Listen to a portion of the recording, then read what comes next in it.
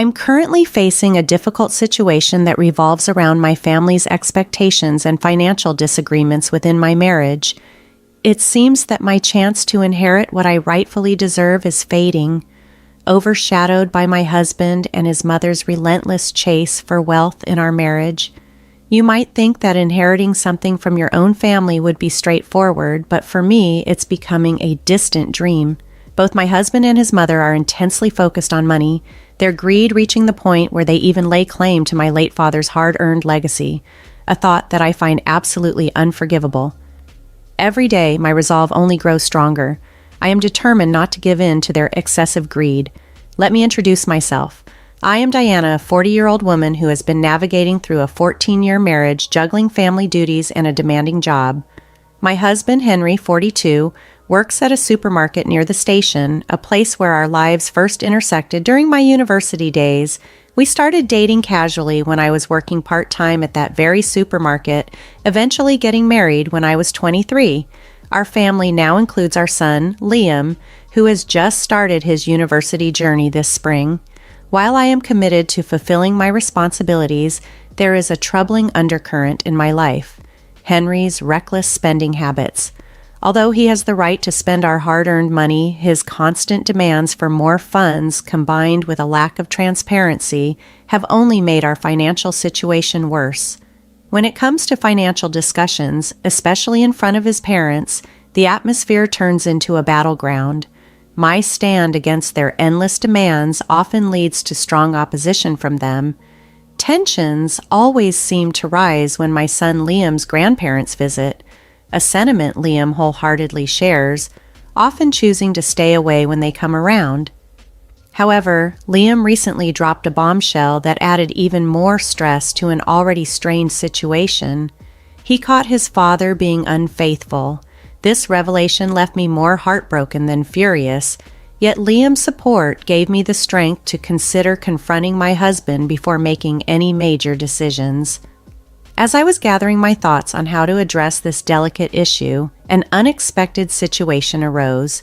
My husband and his parents unexpectedly showed up in our living room. What appeared to be a casual visit quickly escalated when my husband suggested we all go on an expensive trip to Hawaii, casually mentioning that he needed $8,000 for the plan. My frustration boiled over, and I seized the moment to confront them, not only about their relentless financial demands, but also about my husband's betrayal. The room fell silent as the gravity of my accusations sunk in. When I confronted my husband about his infidelity, he initially denied everything, questioning the need for proof and defending his innocence. I countered by telling him that he had been seen entering a hotel with another woman. He tried to discredit the witness, our own son, which made me pause, not wanting to drag Liam into a messy confrontation. To my astonishment, my mother-in-law downplayed the seriousness of the infidelity, suggesting that such behavior is typical and should be overlooked in men. I was appalled that she, a woman herself, could dismiss such behavior so lightly.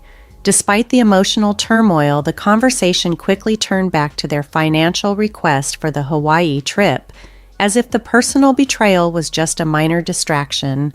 Frustrated with the ongoing financial disputes and the lack of moral sensitivity from my husband, I reached the point where I knew it was time to end our marriage. In a calm but firm voice, I declared that we were going to divorce. In retaliation, my husband immediately threatened to claim my parents' mansion as part of the property division if we proceeded with the separation. As our argument intensified, my cell phone rang, providing a brief interruption to the heated moment. It was my uncle, my father's brother, with distressing news.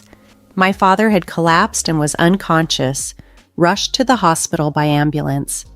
I quickly explained the urgent situation to my husband and his parents before rushing to the hospital.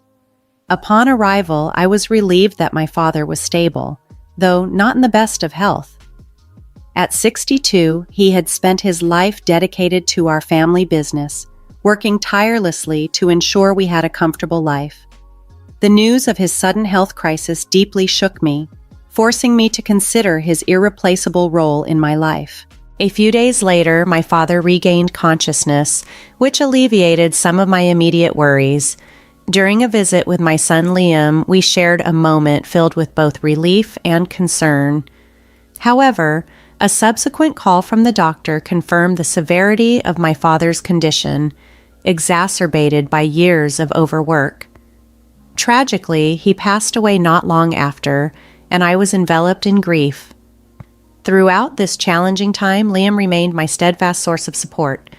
As an only child, I took on the responsibility of organizing the funeral, a task made even more difficult by my husband's indifference.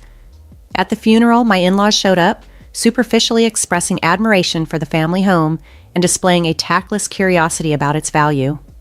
After the memorial services, as I struggled to come to terms with my father's passing, my in-laws paid us an unexpected visit. Despite the circumstances, their attention was unfortunately focused more on the materialistic aspects, with my mother-in-law particularly fixated on the grandeur of the house, underscoring their ongoing insensitivity and materialism in the face of our family's loss. As I was grappling with my grief and putting away funeral attire, I received a call that my parents were unexpectedly on their way to visit. Confused and a bit anxious, I couldn't help but wonder why they were coming. My apprehension grew as I braced for another conversation, likely centered around financial issues. Resolute to understand their intentions, I prepared to have a meaningful conversation upon their arrival. As they walked in, the mood shifted. My in-laws, who had tagged along, settled onto the sofa with satisfied grins. The tension thickened when my husband, out of the blue, suggested we move out of our spacious house and proposed that his parents move in with us in a new home. Shocked by this suggestion, I reaffirmed my decision to proceed with the divorce, a choice driven by the need to manage my late father's affairs. My husband, ignoring the matters of his infidelity and our impending divorce, nonchalantly insisted that everything we owned, including my inheritance, should be shared between us as spouses. This bold claim, assuming entitlement to all my inheritance, infuriated me. Meanwhile, his parents casually discussed their room preferences in the potential new mansion, further aggravating my frustration. Determined to protect the legacy that my father had worked so hard to build, I vowed never to let them have their way. The audacity of my husband and his parents, treating my father's house and wealth as if it were rightfully theirs, had stretched my patience to its limits. A few days later, amidst these tumultuous events, I received a call from my uncle. His comforting words and support reassured me that I was handling the situation well despite the overwhelming challenges. The conversation with my uncle took an unexpected turn when he mentioned he had some urgent news to share, prompting us to arrange a meeting that very night. As he revealed shocking details about my husband and his parents, I was stunned by the gravity of the information. Determined to find a way forward, I confided in him about the outrageous demands and claims made by my in-laws. Outraged by their boldness, my uncle reassured me that he would help manage the situation. Curious about his approach, I eagerly met with him the next day, this time bringing along my son, Liam. The plan was to enlighten Liam about the true nature of his father and grandparents and to prepare him for the difficult times ahead. Armed with this new strategy, I called my in-laws over for a discussion about potentially all 6 of us living together in my family home. The proposal seemed to catch everyone off guard, but after they realized we were serious, my mother-in-law quickly warmed up to the idea, excited at the prospect of living in what she called a dreamlike mansion. However, the excitement was short-lived. Reality hit when my father-in-law brought up the cancellation fee for their previously planned trip, demanding reimbursement. Their unabashed self-interest was glaring, and I was appalled by their audacity. Yet, my mother-in-law, unfazed, assured everyone that they would manage the finances soon enough, brushing aside any immediate concerns. Having dealt with my husband and in-laws' relentless pursuit of money for so long, I had become somewhat numb to their schemes. But this time their sheer selfishness struck a deeper chord, reminding me of the challenging road ahead and standing up to their manipulative tactics. However, Liam, who wasn't used to their blatant and greedy behavior, was clearly upset and angered by their audacity. To comfort him, I gently patted his shoulder and assured him that we would manage the situation together. As the conversation continued about the possibility of moving into my family home, I decided to play along, fully aware that their expectations were far from reality. Henry, my husband, probed into the logistics of the move, his tone unusually sharp. Trying to ease the tension, I explained that Liam and I would head over first to get the house ready, emphasizing that it was a substantial task and we needed to start early. However, Henry expressed doubt about Liam's ability to handle such responsibilities, given his student status. I skillfully steered the conversation, assuring him that Liam was more than capable of managing his tasks, although Henry remained somewhat skeptical over trivial issues. Despite the tension, my mother-in-law was cheerfully oblivious to the undercurrents. The conversation soon drifted to the size of the mansion and the number of rooms, which seemed to excite her. Seizing this chance, I told them they could choose their rooms first and even suggested a gradual approach to cleaning and organizing, considering my busy work schedule. My measured responses served to temporarily satisfy their expectations, leaving them pleased with what they perceived as a victory. In my mind, I harbored a plan to challenge their presumptions and bring their lofty expectations back to earth. The moving day was scheduled a month later, giving me some time to strategize and perhaps change the course of events to better align with reality and fairness. I was filled with a mix of anticipation and determination as the decisive day approached, the day when my husband and in-laws were expected to arrive with a moving truck, believing they were about to take possession of what they thought was their new home. Liam and I stood at the front entrance, ready to meet them. Ignoring my husband's attempts at humor, I noticed the sparkles of excitement in my in-laws' eyes, oblivious to the fact that their illusions were about to be shattered. As the gate swung open, my uncle, my father's brother, stepped out of the house. His presence was silent yet imposing. He confronted my husband and in-laws, leaving them puzzled. It was clear that my husband barely remembered my uncle from the funeral. Setting the record straight, my uncle asserted his ownership of the house and clarified the details of the inheritance distribution. The shock on my husband and in-laws' faces was evident as they came to terms with the gravity of their misunderstanding. Despite my uncle's assertive explanations, my husband tried to remain calm, seemingly attempting to gloss over the confrontation. However, the tension escalated when Liam stepped in, accusing his father of infidelity. This revelation left my husband visibly shaken and exposed, unable to deny the truth his son had unveiled about him being seen entering a hotel with another woman, a suspicion I had harbored which was now confirmed.